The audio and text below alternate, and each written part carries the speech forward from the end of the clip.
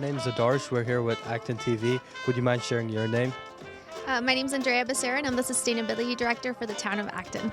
All right, so what brings you to this event, and what exactly is the event's purpose? The purpose is to highlight the climate action plan that we're about to publish by the end of June, and also highlight the efforts that have led up to development of the climate action plan. So we're here in this table, we're highlighting our climate action plan goals.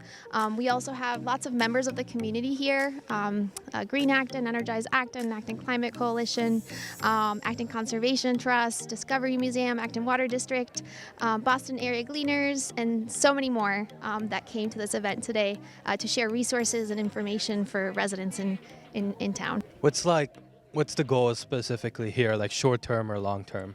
So there are a lot of goals that are laid out in our little poster over there, but generally the goal is to reach net zero emissions by 2030. This was a goal that was set by the Climate Emergency Declaration that was passed at town meeting, at a special town meeting in 2020, and that called for reducing our net zero emissions as quickly as possible with a target date of 2030. So the town has really taken ownership of that target, and we've set out to lay out what it would take to achieve that. Okay. There's a lot of momentum in town. There's so much support for sustainability initiatives in town, but there's also a lot of work still to be done, and so we're not close to meeting our net zero emissions target by any means. So there's still a lot of work that we need to do to electrify our transportation, for example, switch to electric heating and cooling, and also continue to protect our green resources, like this park right here. And so we've made a lot of progress, but still a lot of work to be done. Okay, well, thank you for your time. Thank you so much. Thank you Yeah, no problem. Good afternoon, everyone, and I just want to thank Andrea Becerra, the Sustainability Director for Acton, who put so much work into putting this together. Wonderful turnout. Could we please give her a round of applause?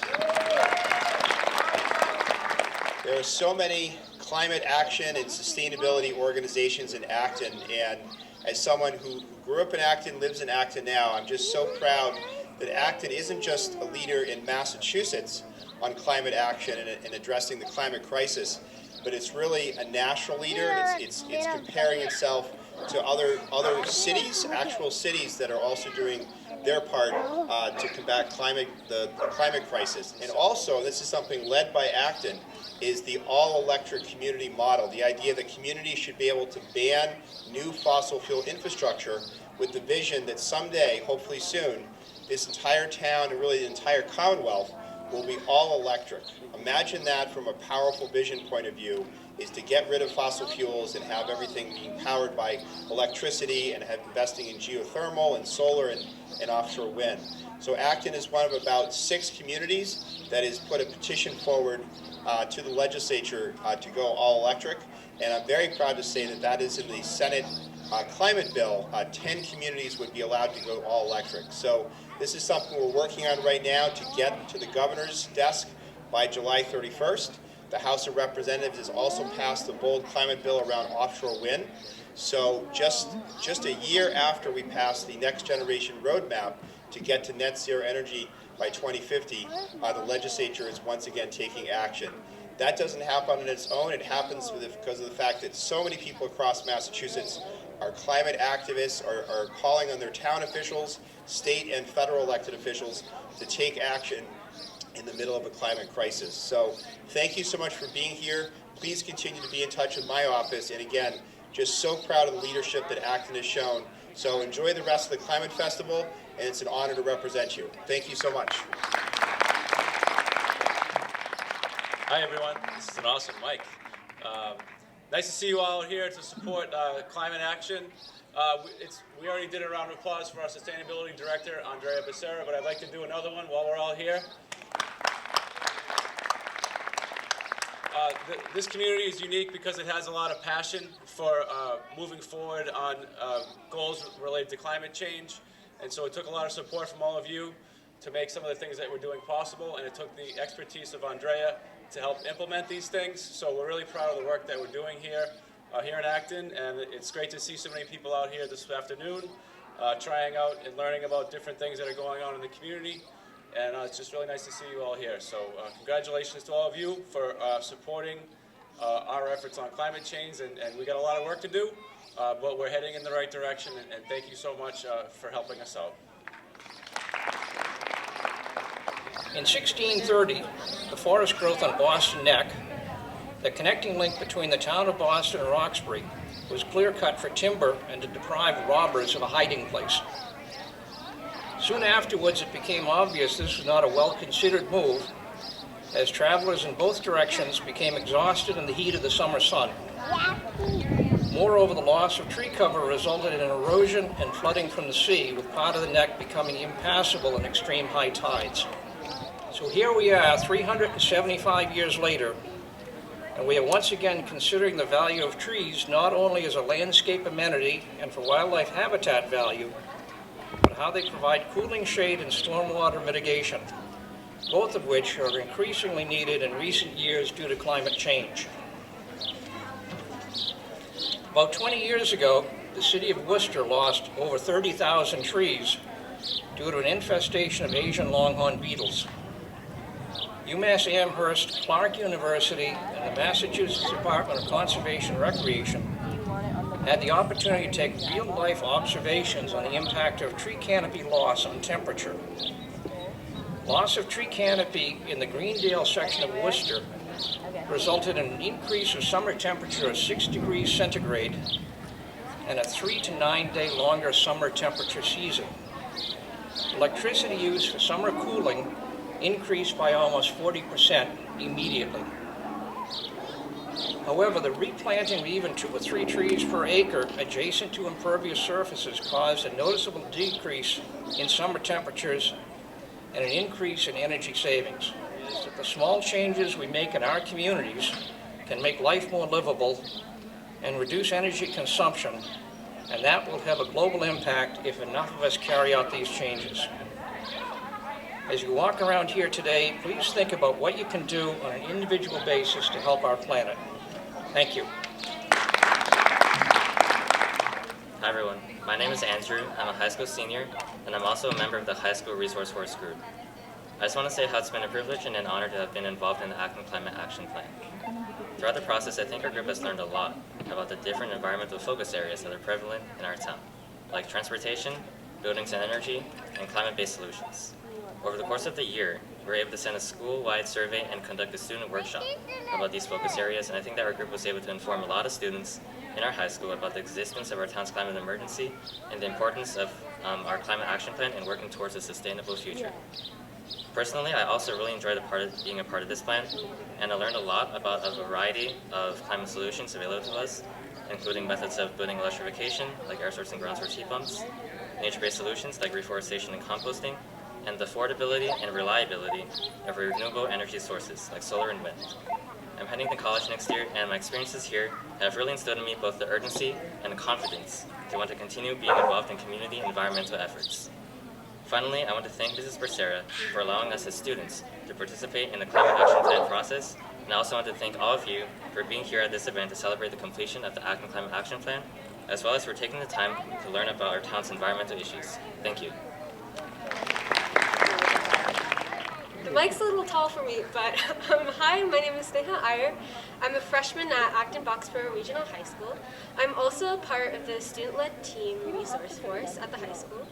We are working to reduce our town's carbon emissions in response to the Climate Emergency Declaration in 2022.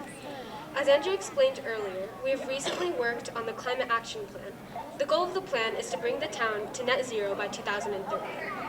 A large step forward to this goal is raising the renewable energy in our town's electricity aggregation purchasing program, Acton Power Choice. APC has 3 options: basic, standard, which is the default for any resident living in Acton, and then green. APC Green is based off 100% renewable electricity, and we believe that opting up is the most impactful action Acton residents can take to reduce our town's carbon emissions. In addition to promoting APC Green, we've worked off the new energy contract period for APC. A short reminder, Acton Power Choice is just an electricity plan. All of our electricity is supplied by Eversource. Recently, the new contract for APC has been signed with more renewable electricity portion. The town has also received the renewable electricity portion has also raised the renewable electricity portion in standard or default level of APC. This is a really amazing step forward for our town, and I want to congratulate everybody who has come here to help us with it. All of this progress could not have been made without the help of many of the people standing and sitting here today, and I would like to thank each and every one of you. It's inspiring to see so many people who care about our future and come together to make a difference. So I'd like to end with this quote from Drawdown, edited by Paul Hawkins. For the world, the decision is simple. Invest in the future and invest in the past. Thank you. So tell me about this event today. We're from the Acton Water District. I'm Erica Amir Lynn. I'm an elected commissioner. And I'm Alex Wallstrom. I'm the environmental analyst for the Acton Water District. So Acton Water District serves 95% of Acton with public water, and we serve groundwater, which is a natural resource that needs to be protected. So we're here to tell people about where their water comes from and how to conserve it. What do you hope people take away from this event today? I hope people learn who we are, a little bit more about what we do, and learn about all of the services that we have available to help them use water more efficiently and take home some of these water-saving devices that were available for free for them to try out to reduce their water usage. Great, thank you.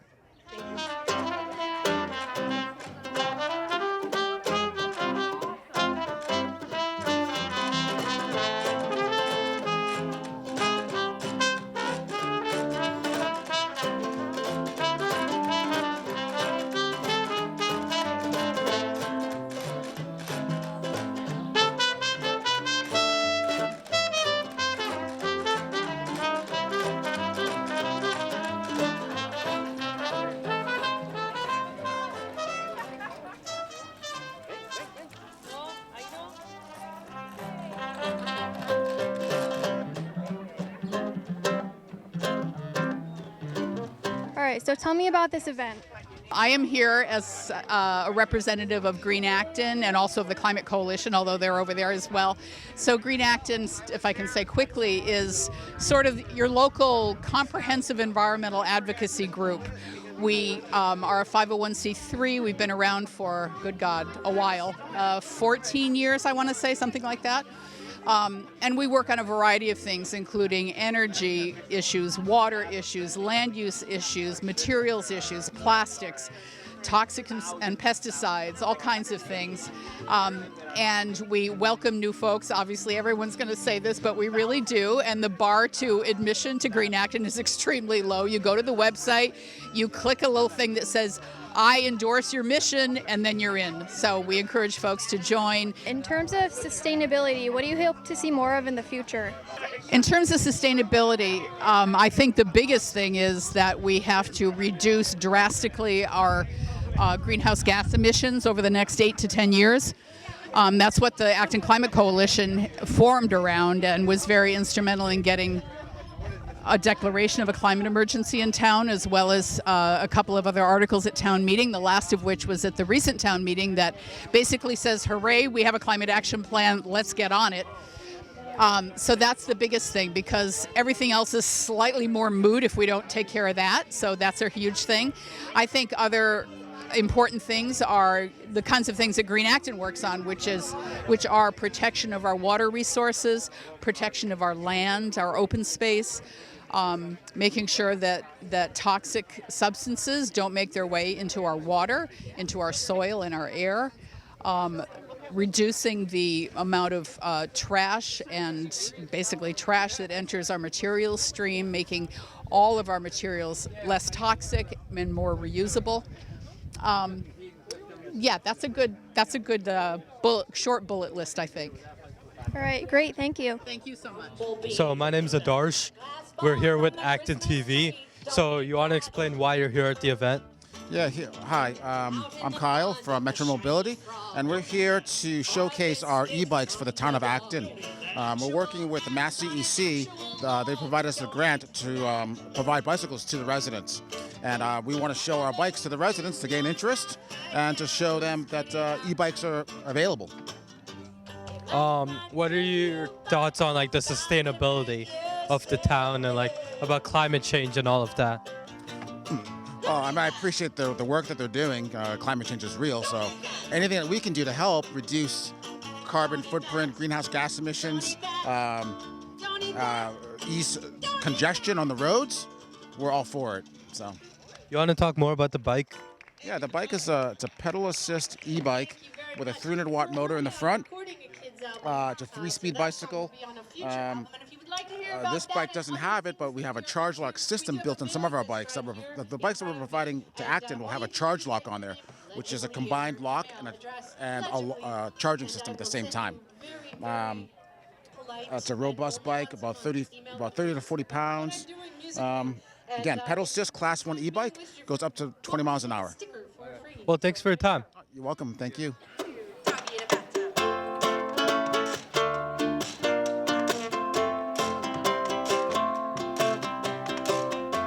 Your apples and oranges, which means you are beyond compare. You're the one I adore. While I work up the courage, the words keep sticking on my tongue. So I'll sing you this song. So, would you share your name with us? Yeah, my name is Karen Root Watkins. First of all, why are you here at the event? What's the goal of this booth here? Well, I'm here with the Energize Acton booth, and the goal of Energize Acton is to help Acton residents and businesses to reduce their carbon footprints. And so it's a website that people can go to, and there are about 17 different actions that people can look at in terms of beginning to address the climate emergency and taking steps in their own lives.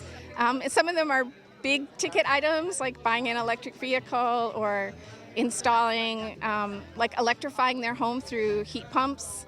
And some of them are much more easily done, like eating a more plant-based diet or planting native plants and vegetables at home or composting. So it's a whole range of actions that people can take. So, what are some goals, whether it might be short-term or long-term? What are the goals here? Wow. Well, we have some really specific goals that are in line with the climate emergency declaration that was passed by town meeting in 2020. And what we'd really hope for is that there would be a real mobilization around the climate emergency and around the ways that we use energy. So the hope is that we can get off of fossil fuels and ideally get to net zero in Acton across the board by 2030. So it seems a little bit like a long-term goal, but in terms of what we're hoping for, it's a very short-term goal. It's something to be acted on right away. What would you say about like the sustainability of the town? I think the town has some really great examples of sustainability. The new Twin Schools project is enough to knock your socks off. I mean, that new building is really amazing because it's the Gates and Douglas, right? Yes, the Gates and Douglas, yeah.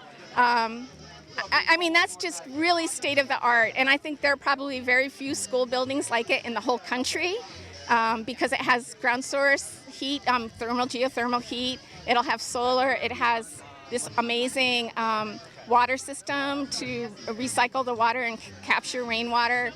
It's just, and there's also a waste aspect to it as well. So it's an amazing building, and the town is doing other things too. It did a greenhouse gas emissions survey, which not all towns have done. So we kind of know like where we're at in terms of the greenhouse gases that are being released through our daily lives in Acton. So it gives us a baseline, and we know, helps us to understand where we need to go. Acton also passed in 2021 a warrant article to make all new construction in Acton all electric. And we have to get a home rule petition approval from the state legislature. And right now in the state Senate, there's legislation that would let Acton be one of the 10 towns in the state to make new construction all electric. Yeah, that's really great. Yeah, well, thank you for your time. I had a great time. Yeah. We learned so much, yeah. In my neighborhood, new gravy could share me, and it's understood. Well, I might be late, but I'll be a good day if I could shimmy like my sister Kate. Oh yeah, shake it like my sister Kate. That's right, shimmy like my sister Kate.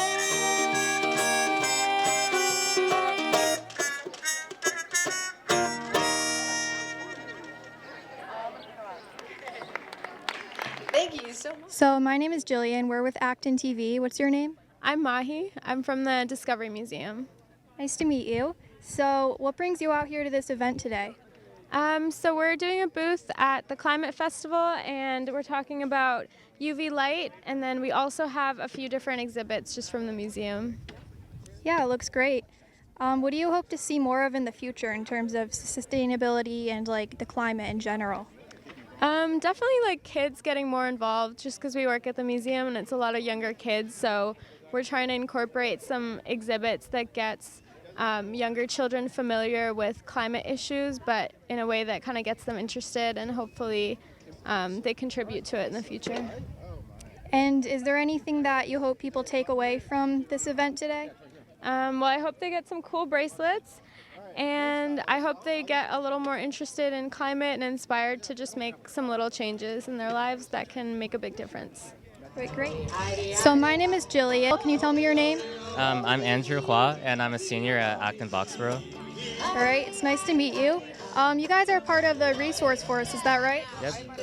So what brings you out to this event today with the club? I think we're just here to let people know about Acton Power Choice. Acton Power Choice is a municipal electricity aggregation purchasing program where basically Acton residents get provided electricity off of 3 different plans. Right now, as of up to September in this contract period, I think people will get 30% renewable energy content for APC, but we're really encouraging people to opt up to APC Green, which is 100% renewable. And a really important statistic that I found surprising was 4% of Acton residents, around that percentage, are part of APC Green right now, but they account for 20% of all carbon emissions in the town, which is really surprising. All right, and then what would you say is the goal of this event? Like, what are we trying to, what's the takeaway that you think people should be taking away? Yeah, well, like I said, our goal is to try to get people to raise up to APC Green, 100% renewable. And the takeaway is that I think climate change, especially for our young generation, is really going to affect a lot of our futures. So I really encourage people to get involved in their community and get advocating for other climate efforts. Yeah, all right, thank you.